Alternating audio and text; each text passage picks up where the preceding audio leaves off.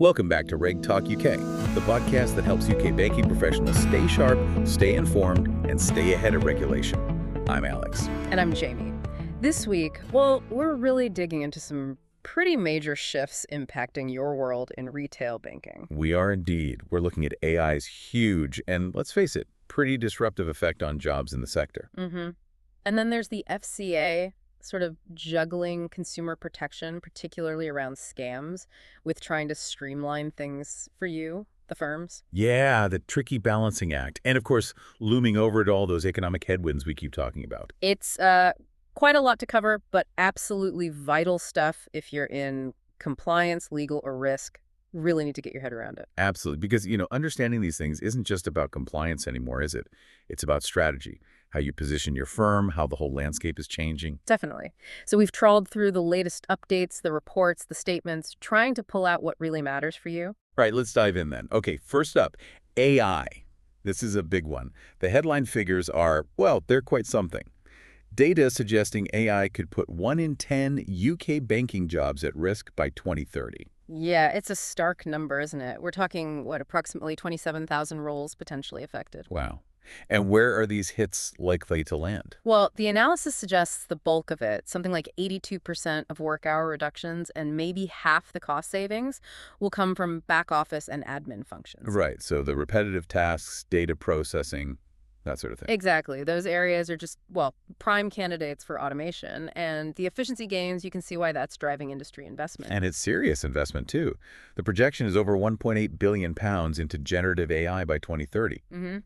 But here's the kicker. They expect a 100% return on that. So $1.8 billion invested, $1.8 billion saved through productivity gains by the same year. It sounds almost too neat, doesn't it? Perfect for the spreadsheet, maybe. But what does that really signal about where banking is heading? Is it becoming, a tech company first, finance second? That's the million-pound question, or maybe a 1.8 billion pound question, eh? Look, it suggests a fundamental shift. It's not just using tech anymore. It's about embedding it right at the core. A tech arms race, some are calling it. Precisely.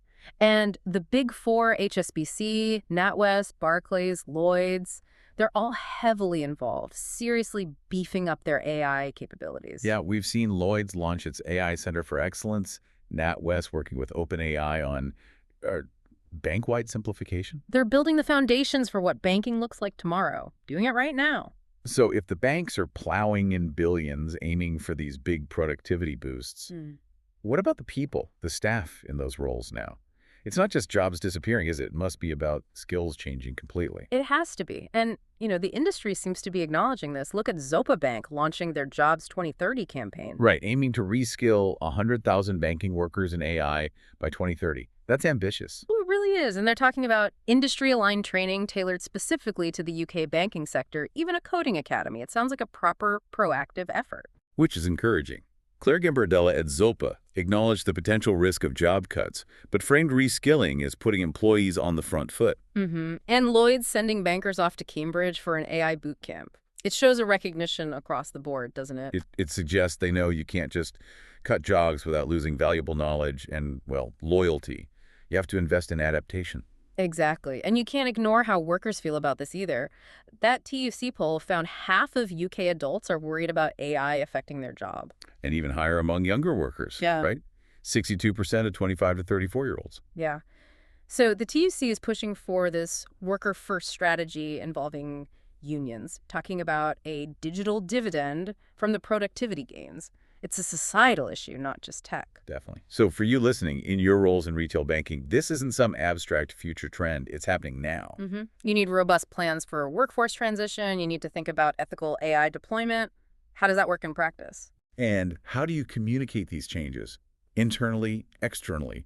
Plus, keeping an eye on the competition, the tech-savvy challengers. These aren't just HR issues. They hit operational stability, reputation, everything. Okay, let's pivot now. From the internal changes driven by AI, let's look outwards at the regulator, the FCA. Right, they've got their own challenges. Tackling fraud, which is rampant, while also trying to ease the regulatory burden on firms like yours. Let's start with the fraud side, because there's a worrying update on fake SCA scams. The numbers are pretty shocking. They really are. Almost 5,000 reports of fake FCA scams in just the first half of this year.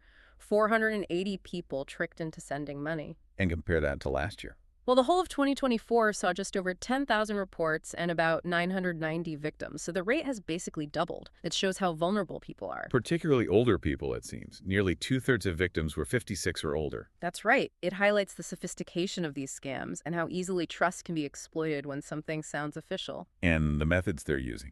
Oh, all sorts. Claims about recovering crypto funds, targeting people already hit by loan scams with fake recovery offers, emails about CCJs demanding payment. Nasty stuff. And this pig butchering trend. Yeah, that's particularly cynical. Fraudsters pose as the FCA after someone's been hit by an investment scam, offering to help recover the money. For a fee, of course. A double whammy. It's awful. Mm-hmm. The FCA, specifically Steve Smart, has been very clear, though. Mm-hmm. We will never ask you to transfer money to us or for sensitive banking information. The message is, if in doubt, check directly with the FCA. And that's crucial advice for you to pass on to your customers, too. Be alert to unsolicited contact. Don't give out personal info. Absolutely. But on the other side of the coin, the FCA is trying to make life a bit easier for firms. Right, simplifying things. How so? Well, they're streamlining supervisory communications, labeling about 80% of older multi-firm reviews, anything before 2022, as historical, sort of clearing the decks. Okay, that makes sense. And they're moving towards shorter market reports instead of those long Dear CEO letters. Should be clearer, more targeted insights for you. That sounds helpful. And what about data reporting? That's always a big burden. Big news there, too. They're aiming to cut or remove regulatory returns for 95% of authorized firms. 95%? Wow. Including scrapping the need for 36,000 firms to submit nil returns for that REP 008 disciplinary action task. That'll save some admin time. Should do. Jessica Rusu at the FCA put it well. Focus on collecting data that adds real value, making it easier for firms to comply. A pragmatic approach, really. Good to hear.